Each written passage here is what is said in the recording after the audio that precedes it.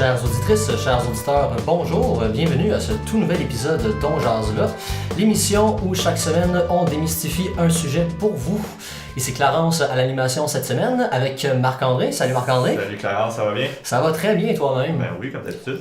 Écoute Marc-André, j'ai une confidence à te faire. Vas-y,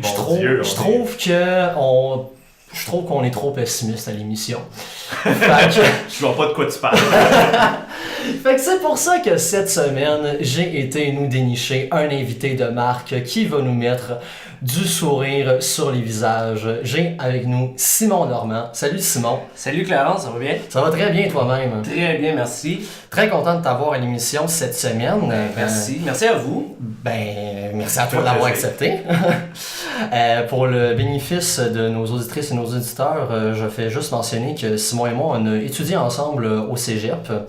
On a été étudiants donc en littérature dans une autre vie. Ouais. Marc-André, Simon et moi étions à la tête d'un groupe de musique. Effectivement. Donc on a un petit bagage quand même. Quand même. On se connaît. On se connaît un peu. Et la raison pour laquelle on t'a invité cette semaine, c'est, outre ton enthousiasme indéfectible dans tous les aspects, dans tous les aspects de la vie que tu manifestes, tu viens nous parler de bière. Ouais, je viens vous parler de bière. Effectivement, parce que moi, dans la vie, je brasse de la bière et j'ai même dans les projets de partir ma propre microbrasserie, éventuellement dans un futur, j'espère, assez rapproché. J'espère arriver avec des produits qui vont se démarquer sur le marché québécois, voire même peut-être international, qui sait. Mais non, c'est ça, j'ai un produit aujourd'hui pour vous à déguster. Tu parles justement de produits originaux. Ouais. C'est la bière que tu viens nous présenter cette semaine. Elle est particulière. Je te laisse la présenter. Mais Oui. on a très hâte de la goûter. Oui. En fait, mon produit cette semaine, pour aujourd'hui, c'est une stout au Oreo. Oui, une stout au Oreo et qui, en plus, a des brillants à l'intérieur parce que nous, en tant que brasseur, on Avec ton ami, donc? Oui, moi et un collègue et ami, on est un peu princesse, je vous dirais, en termes de brassage et on aime ça faire dans l'extravagant. Je pense que ça serait le mot pour désigner notre ligne de travail. On veut faire dans l'extravagance, on veut faire dans l'original, dans le démarquement. On va aller chercher des nouveaux styles, on va aller chercher des différents styles même qu'on voit pas à la base. Faire tout simplement une blonde, nous, c'est pas quelque chose qui nous intéresse. Mais c'est ça. Aujourd'hui, c'est une belle petite stout au Oreo. Est-ce qu'on est mieux de dire au biscuit à la crème à l'intérieur pour des raisons de copyright ou... Ouais, parce que d'un point de vue légal, c'est toujours touché. Donc, effectivement, il n'y a pas d'Oreo. Wink, wink. Vous ne pouvez pas me poursuivre. Je viens de dire, il n'y a pas d'Oreo à l'intérieur. Et si tu devais nous décrire cette bière qui n'a décidément pas de Oreo à l'intérieur, tu commencerais par... Mais déjà, elle est à combien de pourcents? Côté alcool, je vous dirais que ça tourne dans les 6,3, 6,5% d'alcool. C'est quand même assez léger. C'est pas une bière impériale où on va sentir vraiment la présence de l'alcool. On sent l'alcool qui accompagne en bouche, mais vraiment c'est assez léger. Ça apporte simplement une petite chaleur. En bouche, c'est vraiment la présence des mâles qui se sent dès le départ avec le côté chocolaté. Et ensuite, le côté torréfié qui provient des deux mâles qui sont utilisés, soit des mâles chocolat, soit des mâles de biscuits. Côté grain grillé qui provient des mâles biscuits, mais qui donne vraiment le petit côté un peu amer à la bière qui vient se mélanger au doublon. Super de belle bière. Puis ensuite, c'est vraiment la vanille, le côté crémage du biscuit. Qui n'est pas un Oreo. Qui n'est pas un Oreo. Il faut le répéter.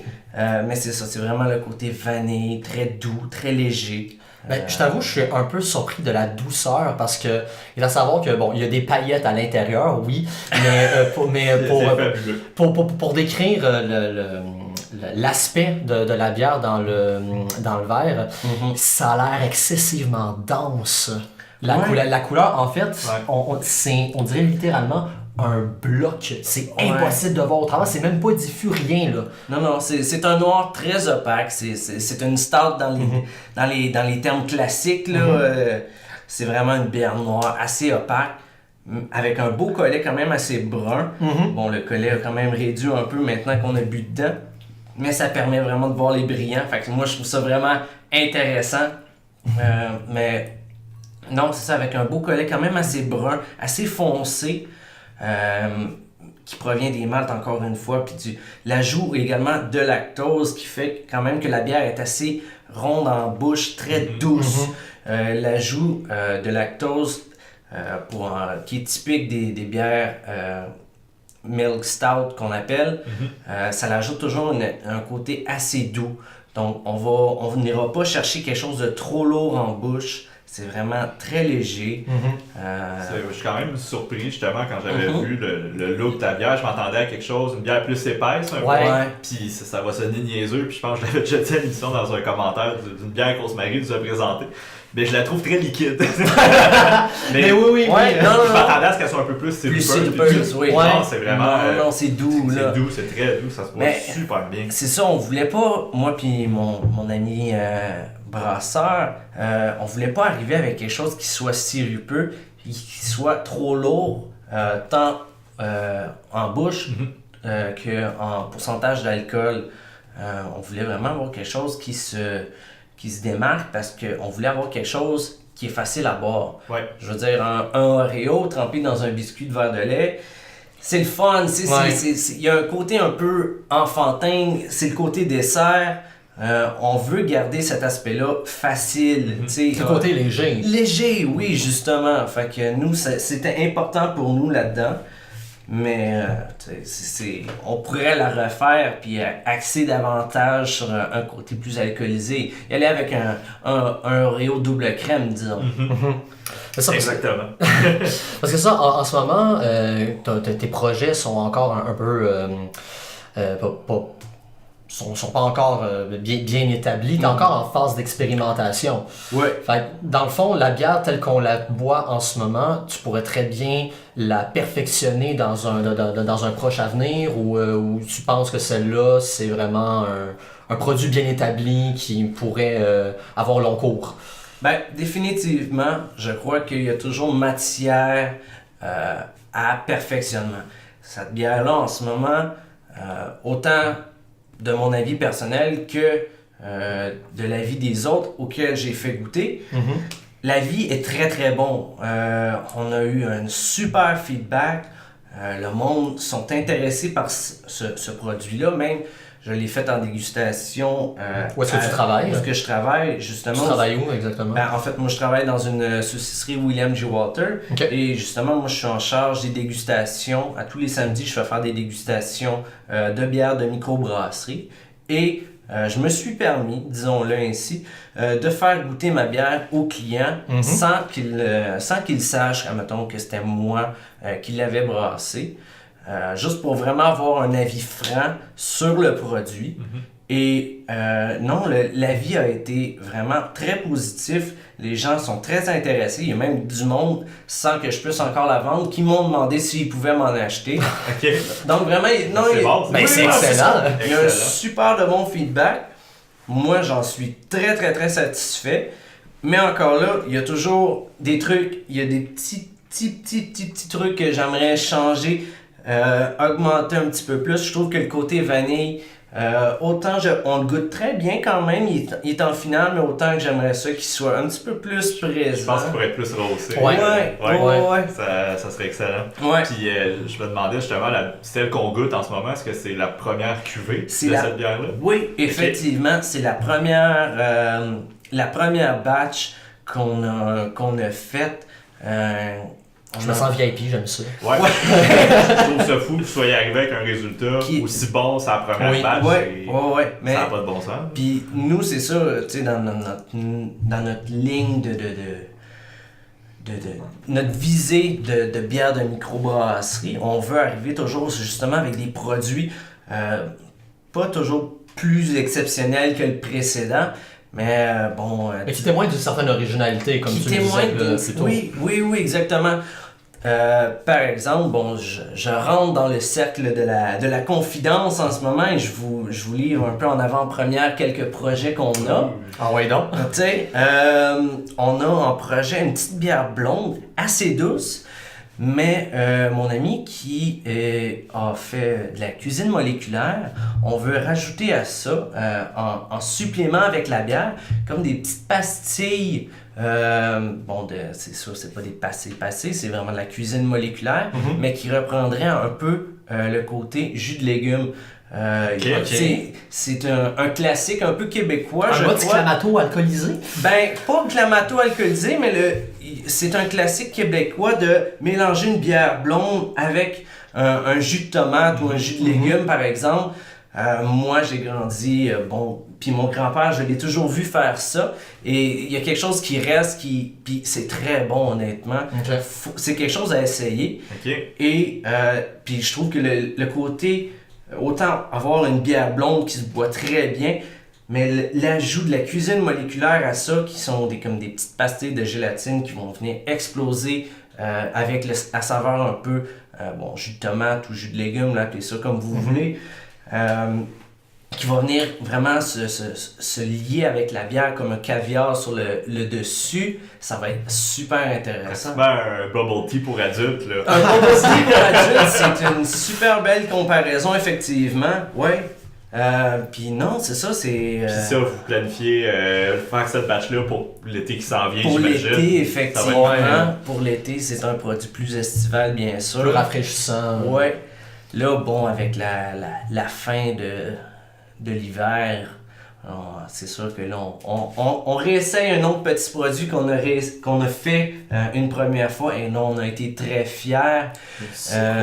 Et c'est une stout, encore une fois, mais cette fois-ci à la crème irlandaise. Donc le mélange des deux, une stout au café, crème irlandaise, donc un espèce de café irlandais. Ça va être onctueux en bouche, ça. Onctueux, c'est cochon est le terme.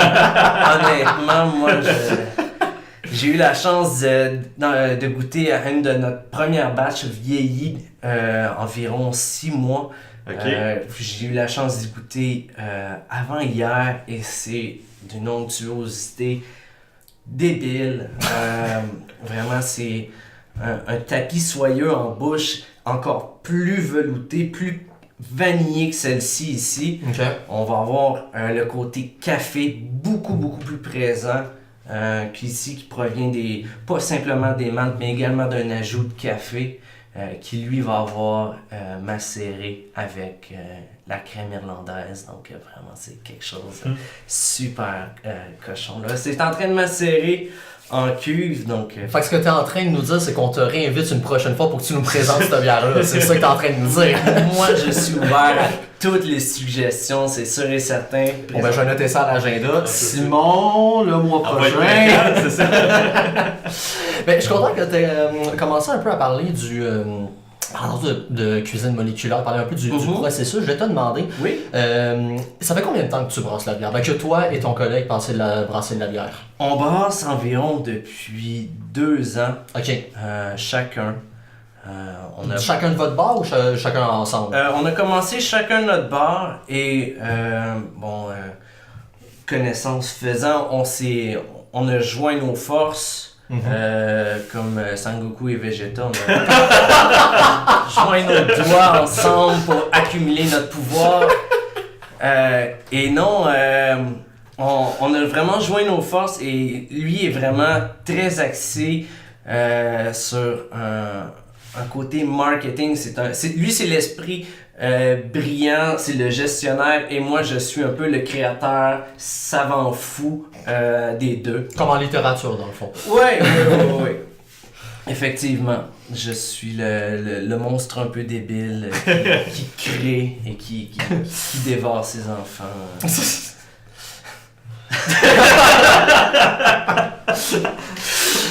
Bien sûr. Et donc, cette union-là, cette union des forces, elle est venue comment, naturellement ou c'est que vraiment en travaillant les deux ensemble, vous vous êtes rendu compte de chacun de vos forces, chacun de vos forces respectives? Ouais, non, c'est venu quand même assez naturellement en travaillant ensemble. On a une super dynamique tous les deux. Et non, ça s'est fait très facilement. On a justement, notre premier produit a été un franc succès. Ça a été vraiment la première mouture de notre start. C'est à la crème irlandaise? Oui, de notre start à la crème irlandaise qui a été un franc succès. C'est ça, mais lui et moi avons chacun brassé de notre côté avant cela. Okay. Moi, j'avais fait une Pale Ale et j'avais fait également une IPA et d'autres produits. Donc, on s'y connaissait. Lui également avait fait ses produits, il avait fait des blondes, il avait fait des rousses. Okay. Donc vous partez pas de rien. On part pas de rien, on avait chacun un bagage et on a su améliorer la technique de l'autre, puis s'aider au travers des brassages justement. Puis la manière dont t'en parles, j'ai l'impression que ça reste quand même très artisanal.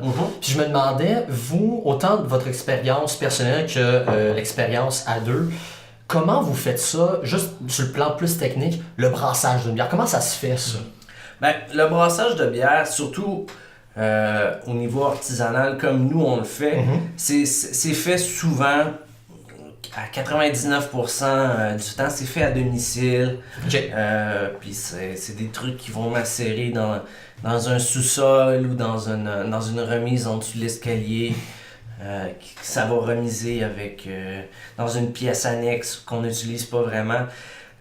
Mais c'est un super de beau monde.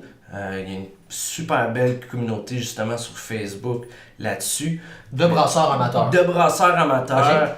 Okay. Puis vraiment, il y a un sentiment vraiment de communauté dans ces communautés-là, justement de brasseurs amateurs.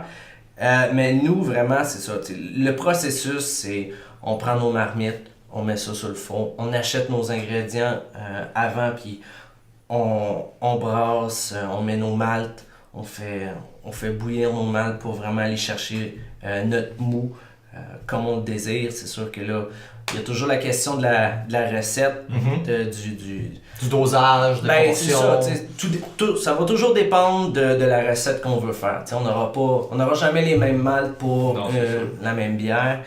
On va aller chercher un malt différent, par exemple, pour une IPA ou peu importe. Mais c'est ça, on va aller chercher différents maltes. Ensuite, ça va être l'ajout de sucre ou d'extraits qui vont venir rajouter au goût. Au goût et au corps de la bière, par exemple. J'ai parlé de lactose justement pour ma stout au Oreo. C'est là qu'on va rajouter, mettons, des sucres comme ça qui vont venir donner un petit peu plus de corps à la bière. Puis ensuite, avec les houblons, ou sinon même des fruits ou des ajouts particuliers, des épices. Par exemple, la IPA que j'avais brassée, moi j'avais rajouté beaucoup de grains de coriandre, beaucoup de houblon. Puis ensuite, on met ça en cuve, on laisse ça fermenter avec un peu de levure sur le dessus. C'est toujours, faire de la bière, moi je le dis, c'est un processus de patience. On a des gros rushs pendant une journée environ où on est actif, oui, 100% actif. On est dévoué à un projet. Puis ensuite, on laisse macérer ça pendant dizaine, quinzaine, vingtaine, un an même si on veut laisser ça mûrir en fût de quoi que ce soit. Mais comme ça reste quand même relativement expérimental et artisanal, il faut que vous soyez sûr de votre shot quand même. Faut qu'on soit sûr de notre shot, effectivement. Et puis là, l'important justement des communautés, entre autres les communautés sur Facebook, qui souvent aident à diriger les brasseurs. On s'aide oui, non, c'est ça. Le sentiment d'entraide est très présent. On pose une question, mettons, sur un blog sur Facebook. On va avoir une réponse facilement en delà de la demi-heure. Là. OK. Fait que vraiment, c'est... Vraiment actif comme communauté. C'est très, très, très actif. Puis c'est des gens souvent très passionnés. OK. Fait que c'est vraiment cool. Oui, non, c'est ça, c'est vraiment cool. Puis chacun va s'aider, on va s'offrir des outils En échange.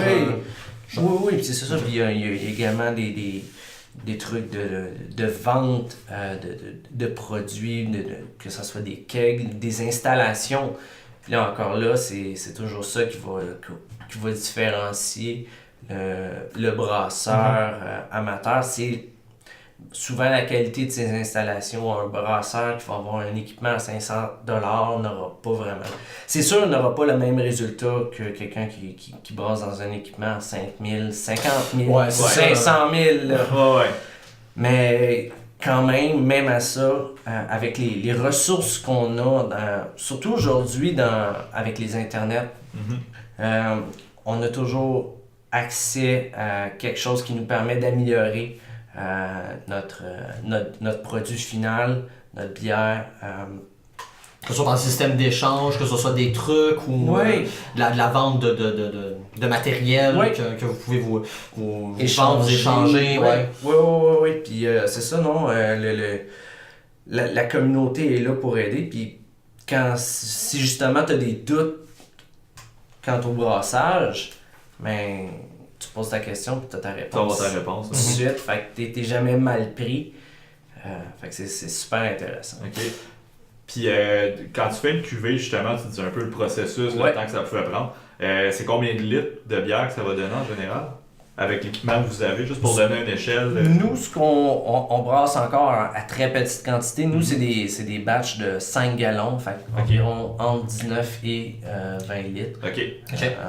Ce qui donne environ des quarantaines de bouteilles de 50 millilitres. 500? Ouais. 50 000, des petits galopins. Des petits galopins, non, des bouteilles de 500 millilitres aussi. 50 centilitres, on dirait en France. Ouais, on est pas en France. Zut. Mais non, c'est ça, fait que non, nous on brasse à très petite quantité. Des fois, on veut se laisser tenter avec des brasseurs encore plus expérimentaux. Fait que là, on dit, ben, on a encore un plus petit brassin qui lui, il est de 3 gallons. OK. Fait que ça nous permet vraiment de jouer. C'est parfait vraiment pour jouer quand même. Pour expérimenter avec peu, des trucs assez spéciaux. T'as des exemples? Ben, peut-être que le résultat était moins concluant, mais au moins juste pour avoir une idée de à quel point il faut être créatif. Écoutez, moi j'ai dans l'optique, ça c'est vraiment moi, je me ferais taper sur les doigts de dire ça. Mais, on est entre nous autres. non, c'est ça. On chance là. Effectivement. Une bière à la tzatziki.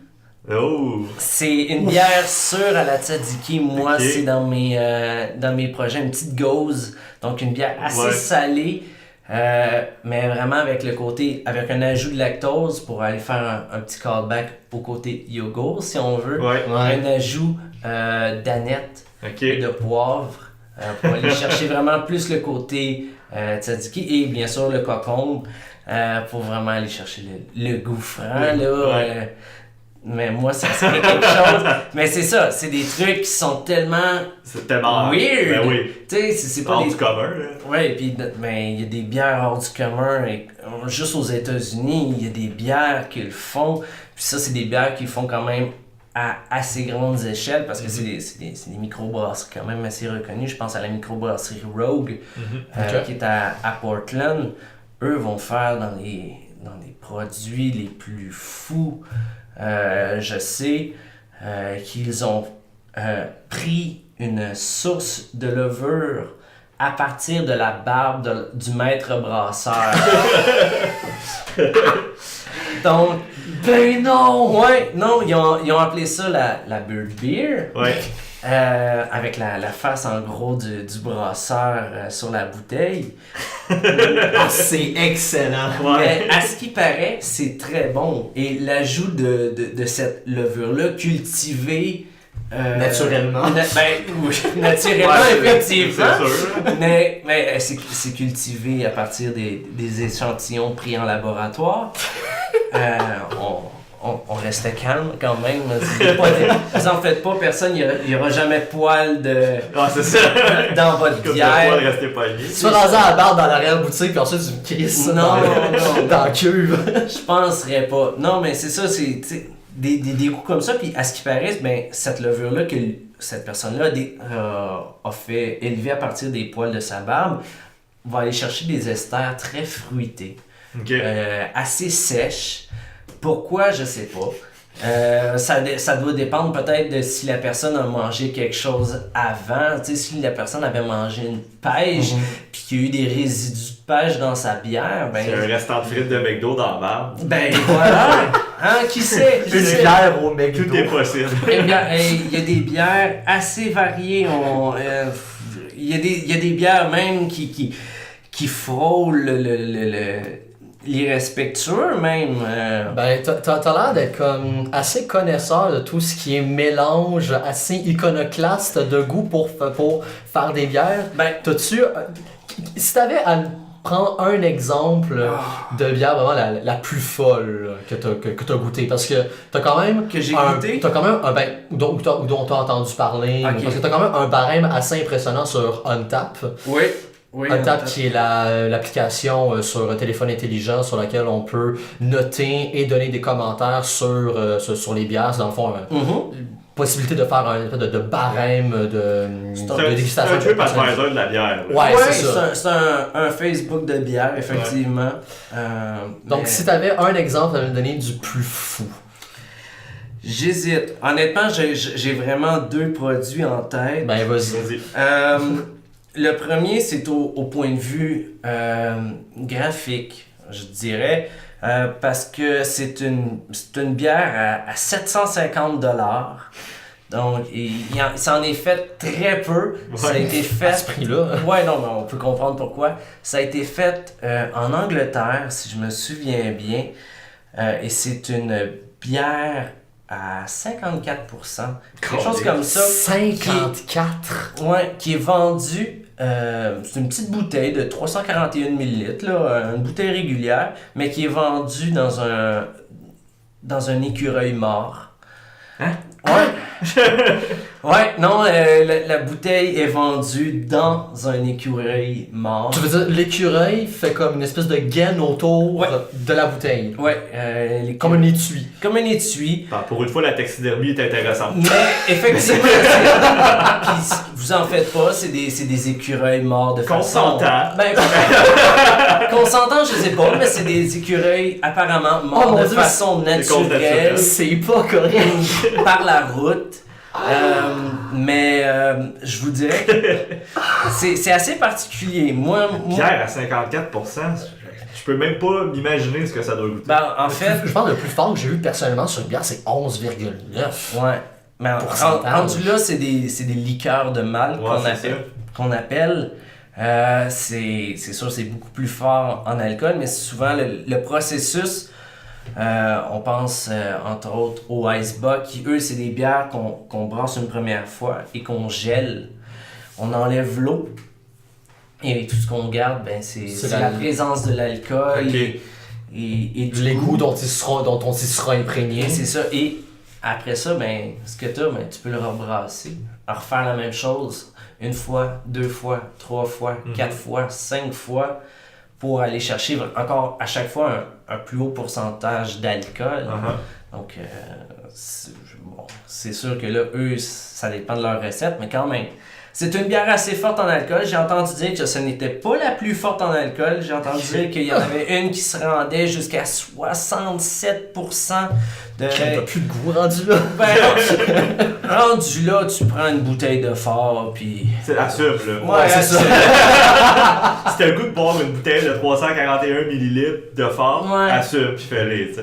C'est ça. Il y a pas, là, c'est une bière, c'est correct. Ouais. Mais non, mais... Déjà, c'est dans un écureuil, t'auras de la difficulté à la faire passer pour une bière ordinaire. Mais l'écureuil vient avec un smoking. Moi, je dis ça comme ça. Ouais, c'est déjà plus acceptable. Plus acceptable, il y a un petit chapeau de forme. Là, tu me prends par les sentiments. Moi, j'aime ça, les chapeaux de forme. Ok, gang, on part un Patreon, ramasser 700$ puis acheter cette bière-là. Mais... On l'a présenté en jase là. Ouais. Mais non, sinon, tu m'as demandé pour la deuxième. Ouais, la deuxième. Moi, honnêtement, celle-là, je trouve ça borderline irrespectueux. Ok. Sur la manière dont elle a été vendue, sur la manière dont elle fait publicité, c'est la bière au... Il n'y a pas de façon bien de dire ça, au jus de vagin. Je pensais à ça tantôt quand tu parlais de levure de barbe. Là. Ouais. Ok. Ouais. Mais continue. C'est fait par Order of Yoni, quelque chose comme ça. Okay. Et c'est une bière... c'est ça. Très naturel. Très naturel, disons-le ainsi.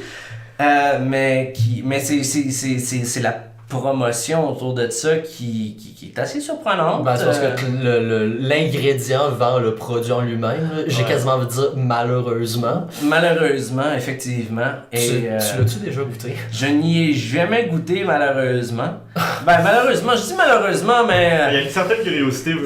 Oui, non, c'est ça. Il y a une curiosité. Je suis pas sûr que...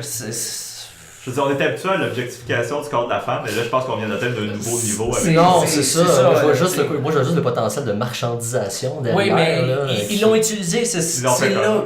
Ouais. Je pense que c'est là, personnellement, que je trouve mon problème. Là. C'est les publicités de ça. Bon, c'est une bouteille de bière couchée entre les fesses d'une femme ou entre ses seins. Là. Donc, pas très subtil. Non, aucunement. Quasiment publicité des années 50, genre pin-up. C'est fait avec peut-être un petit peu plus de modernité, mais honnêtement, c'est assez particulier. Pour dire... L'objectification de madame est un sujet tellement moderne. Ouais, mais qu'est-ce que vous voulez? On est rendu là, apparemment, dans la création de la bière. Mais d'un côté plus intéressant, il y a des bières vraiment qui sont faites avec de l'orge qui a été cultivée sur la station spatiale. Oui! Oui. C'est malade. Ouais, il y a des... C'est ça qui serait content. Ouais, effectivement. Ouais, puis il y a des bières même qui sont faites à partir de résidus de météorites. Donc, on peut vraiment faire feu de tout bois lorsqu'il s'agit de bière. En général, l'humain est assez bon pour faire de l'alcool avec vraiment n'importe quoi. C'est quand même vrai. mais moi, c'est ça que je trouve intéressant, puis c'est ça un peu pour faire le lien encore là avec ma vision. Oui, c'est ça, avec la vision que je veux donner à mes produits. Je pense qu'il y a un attrait qu'on peut aller chercher dans n'importe quoi. On peut trouver une bière, arriver avec quelque chose de vraiment complètement fou, qu'il n'y a pas grand monde qui ont essayé, ou peut-être que pas grand monde voudrait essayer. Par exemple, moi et Clarence, mercredi passé, on est allé prendre une bière au Popé de Caribou et ils avaient la Surture numéro 30, qui est une Imperial Stout au crottin de mouton. Ouais, c'est une... pour vrai, elle est époustouflante. C'est une micro... Tu m'as dit Imperial Stout, ça commence très bien. C'est une microbrasserie islandaise d'ailleurs qui l'a faite. Fait que toi qui t'en... en Islande dans un mois. Donc oui, pour vrai, c'est... Tu vas payer 60$ là-bas pour la boire, tout est vraiment cher. Mais pour vrai, oui, comme tu dis, c'est un excellent exemple. Je me rappelle très distinctement du goût que ça avait. On avait le côté... Je vais faire une très mauvaise allitération, le côté fumé. Oui, non, mais c'est ça. Qui était bien présent, mais qui faisait en sorte que il s'étalait dans tout le goût de la bière. C'est vraiment une bière de dégustation. C'est ça, il va chercher toutes les zones du palais en bouche. Le côté fumé est très présent. On avait quasiment un goût de viande jerk, d'épices jerk. Oui. Donc vraiment, puis c'est super intéressant juste de penser qu'on pourrait faire une bière avec ça. C'est vraiment spectaculaire. Puis juste des fois, les barrières que certains brasseurs vont se donner permettent de donner des produits tellement époustouflants. Je sais que, admettons, vous pouvez trouver une vidéo sur YouTube, c'est un gars qui a fait une bière, mais seulement avec des produits qu'on trouve à l'épicerie. Avec la levure de pain, donc vraiment la bière comme on la faisait en Égypte ancienne, avec la levure de pain. Il prenait son malt à partir de l'avoine et de l'orge qu'on trouve en épicerie. Pour de l'amérisant, il avait ajouté, je crois, de l'estragon. Donc, tant qu'on se met des barrières dans les roues, ça nous force à devenir créatif. Puis la créativité va juste entraîner des bonnes choses du côté de la bière. On va aller vraiment pousser dans des recoins qu'on n'a pas nécessairement été fouillés. Puis ça va nous permettre de faire des super découvertes. Fait que il y a toujours moyen de trouver innovation quand on cherche. Ben justement, cette créativité-là, je vois qu'elle fait vraiment partie de ta, si je peux me permettre de la dessiner comme ça, de ta philosophie d'entreprise, disons, de ta vision. On est au Québec. Le Québec connaît quand même une certaine effervescence dans le milieu des microbrasseries. J'écoutais, c'était l'émission des Hôtels le Dimanche, l'une des éditions de janvier dernier. Il y avait un reportage sur les bières de microbrasseries au Québec. Puis des microbrasseries homologuées au Québec, il y en a 200 et il y en a comme une trentaine juste là, cette année, qui sont qui sont en attente d'être certifiés. Et là, tu nous as parlé un petit peu plus tôt de cette communauté de brasseurs amateurs. Donc, moi, personnellement, je connaissais pas l'existence. Je sais pas si toi, Marc-André, tu en avais comme déjà entendu parler de ce type de réseau-là. Non, du tout. Donc, ça a l'air d'être vraiment un milieu, pardonne-moi l'expression, mais saturé. Comment tu te démarquerais là-dedans? C'est quoi ta vision déjà du milieu de la microbrasserie au Québec? Ben, je crois que en ce moment au Québec, on a rattrapé le retard qu'on aurait pu avoir. Disons que le milieu de la bière au Québec, surtout de la bière moins commerciale, plus artisanale, a été très sur le tard. On peut penser à Unibrou qui a ouvert le chemin, avec ensuite Boréal, si on veut encore les considérer comme une microbrasserie, mais quand même Boréal avec... Ils l'ont été quand même pendant longtemps. Qui ont été quand même à cheval. Il y avait des produits très très très commerciaux, mais maintenant ils sont rendus avec une nouvelle gamme depuis les environ 5 dernières années qui a vraiment changé le milieu de la bière au Québec. Et son image aussi. Et l'image de la microbrasserie, si on peut encore l'appeler comme ça. Unibrou, a toujours fait...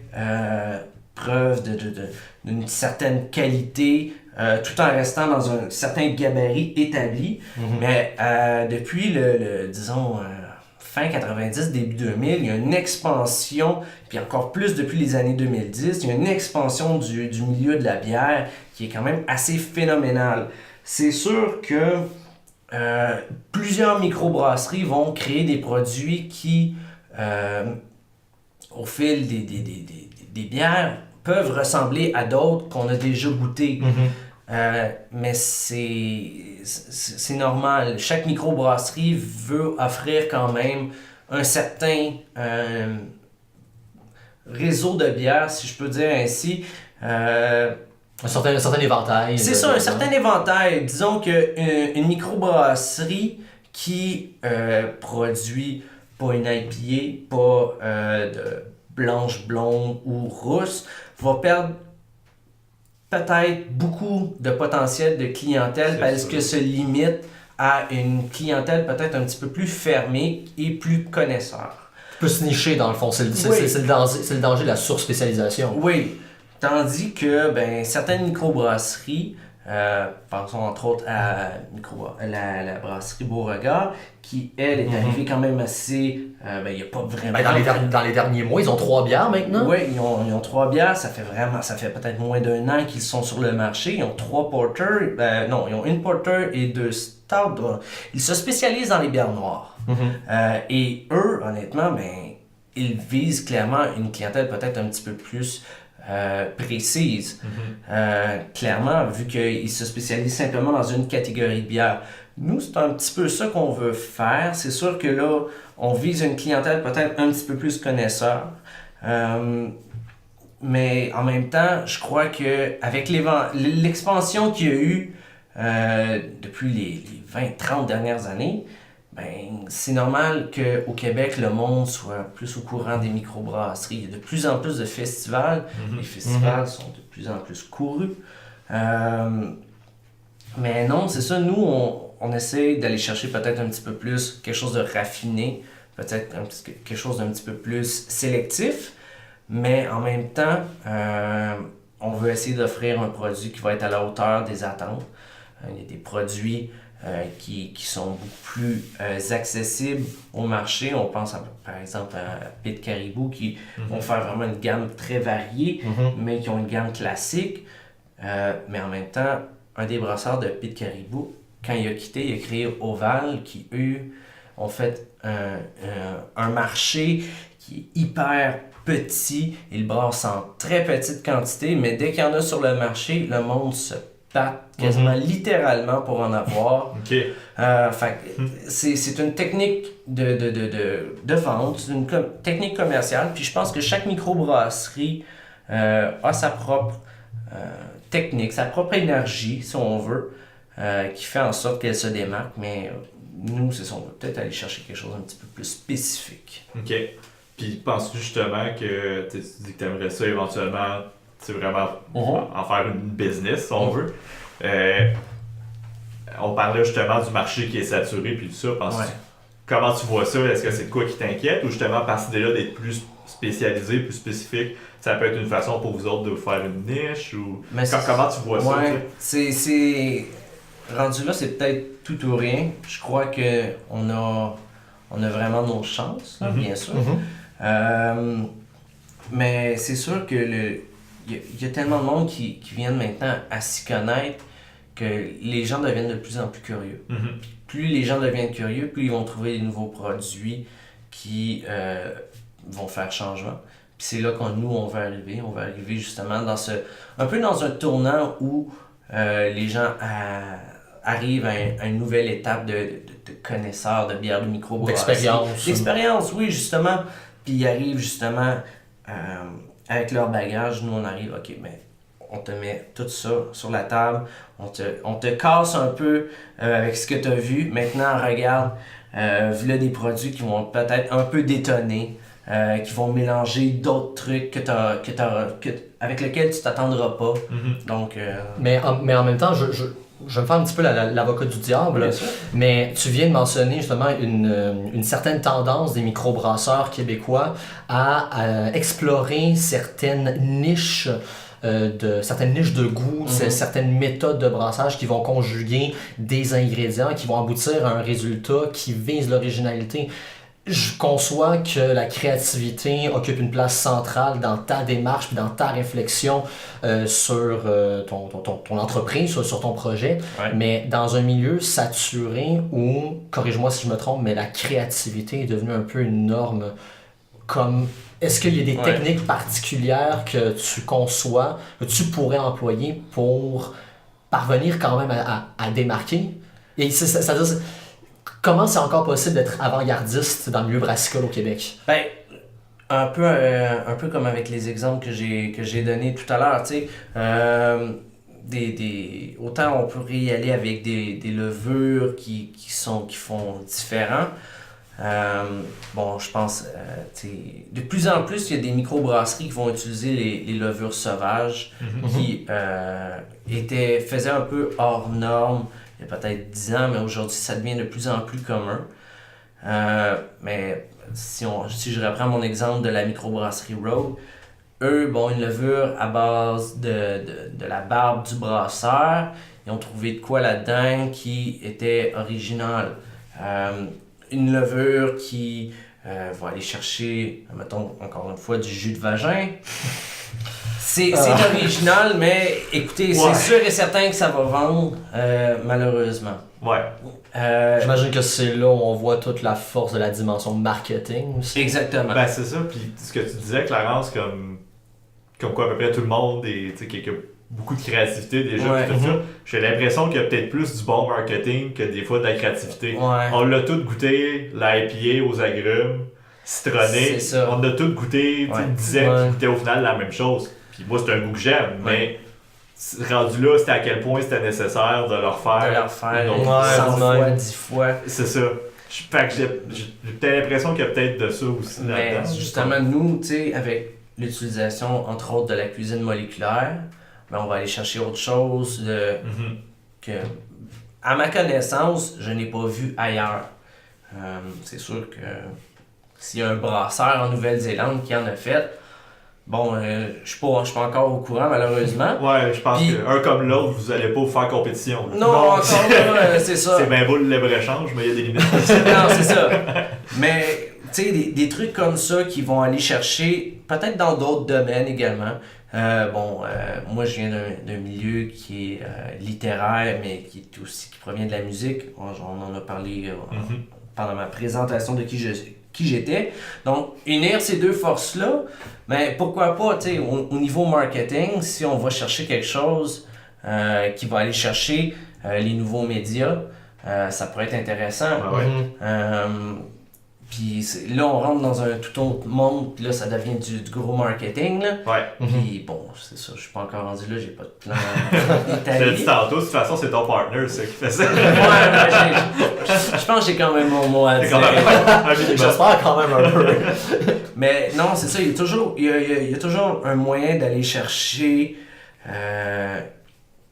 tout un éventail de produits qu'on peut mélanger, qu'on pourrait aller donner une nouvelle facette.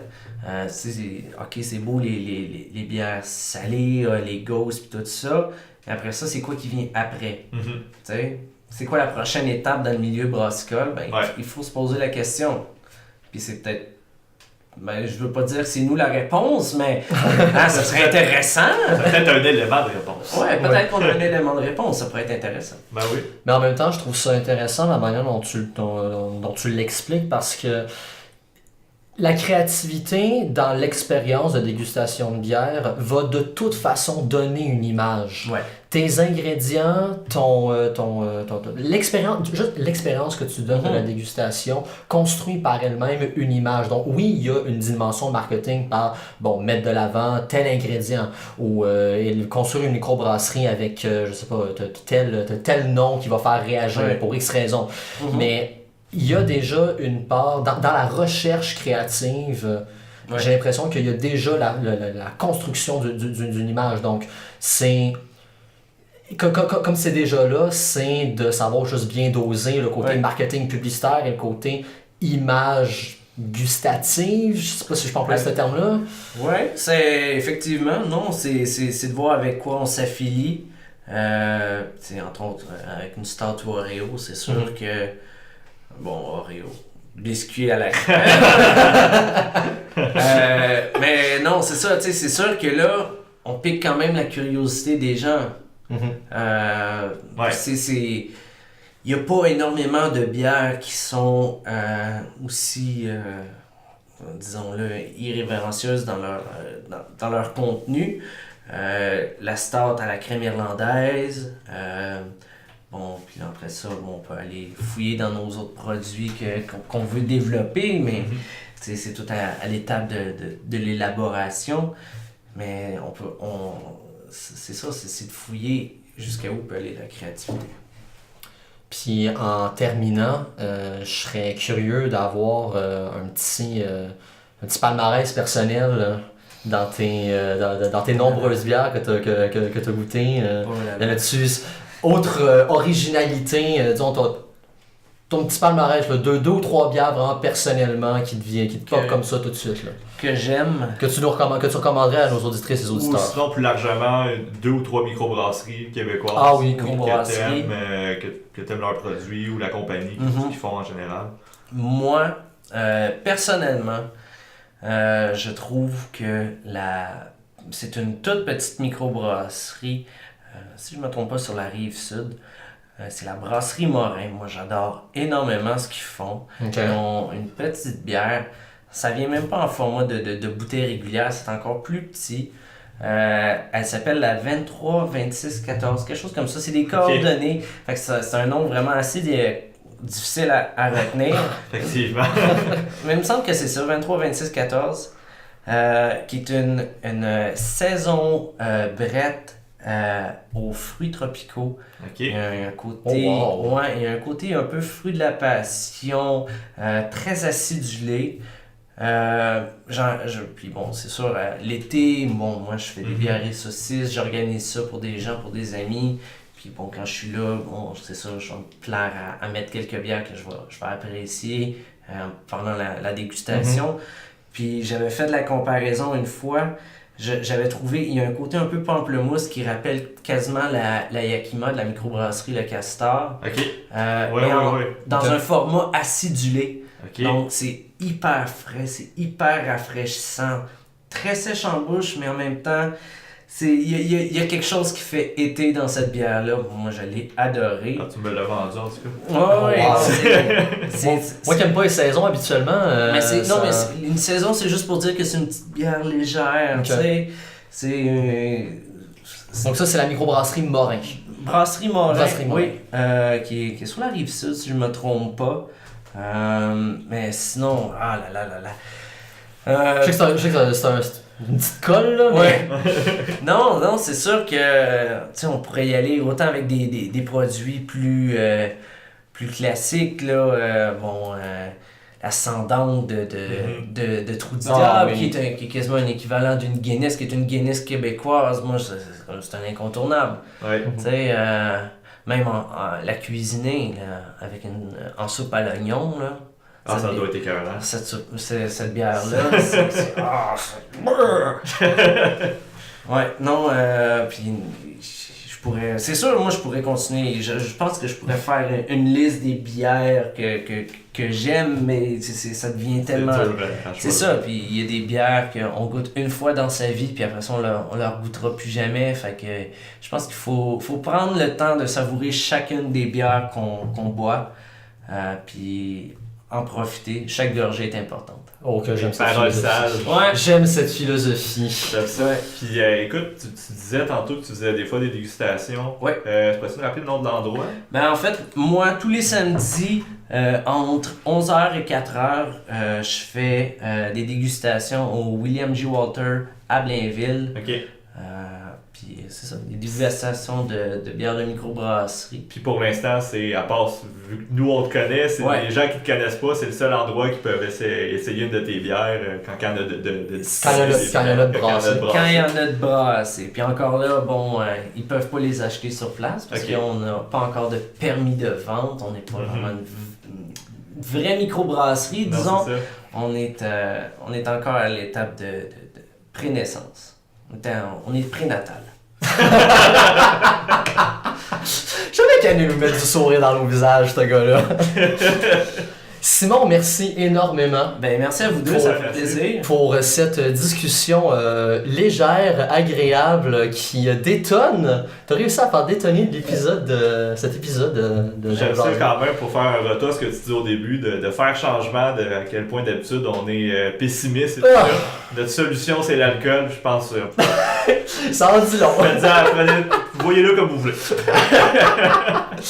D'ici à ce que vous alliez à Blainville déguster, peut-être, on l'espère, l'une des bières de notre ami Simon. Chères auditrices, chers auditeurs, je vous rappelle donc que On Jase Là est un podcast qui est disponible sur Podbean, YouTube, Spotify, Google Play et Apple Podcast. Sur Apple Podcast, si vous aimez le podcast, n'hésitez pas à nous donner un 5 étoiles et si le cœur vous en dit, à laisser un petit commentaire. Ça nous permet de déjouer les odds. offre des algorithmes de Apple. Et puis, Simon, merci encore. Marc-André, merci. Ça fait plaisir. Je vous rappelle aussi de liker et partager notre page Facebook, s'il vous plaît. Faire grossir l'émission. Exactement. Eh bien, il ne me reste plus que le temps de vous remercier, vous, et de vous redonner rendez-vous la semaine prochaine pour un nouvel épisode d'On Jase là. Salut! Bye bye! Au revoir!